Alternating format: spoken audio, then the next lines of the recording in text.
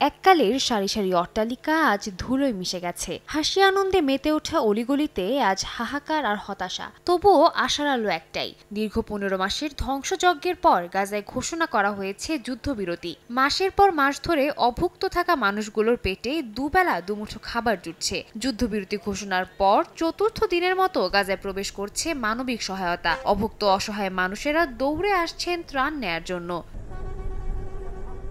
তবে পেটে খাবার জুটলেও মাথায় জুটছে না ছাদ। ইসরায়েলি সেনাদের তাণ্ডবে ধুলোয় মিশে গেছে গাজাবাসীর ঘরবাড়ি। হামলার মুখে যারা বাড়ি ছেড়ে পালিয়েছিলেন ফিরে এসে দেখছেন বাড়িঘরের অস্তিত্ব বিলীন হয়ে গেছে। এমনকি ধূলিসাৎ হয়ে গেছে ফিলিস্তিনের জাতিসংঘের ত্রাণ বিষয়ক সংস্থা UNRW এর কার্যালয়ও।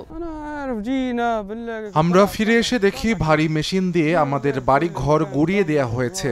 জাতিসংঘের কার্যালয়েও হামলা চালিয়েছে। এরা আমাদের মুখে খাবার তুলে দিত, ফিলিস্তিনিদের সাহায্য করত। আমরা ময়দা ও অন্যান্য খাবার পেতাম তাদের কাছে। আর এখন এখানে কিছুই নেই।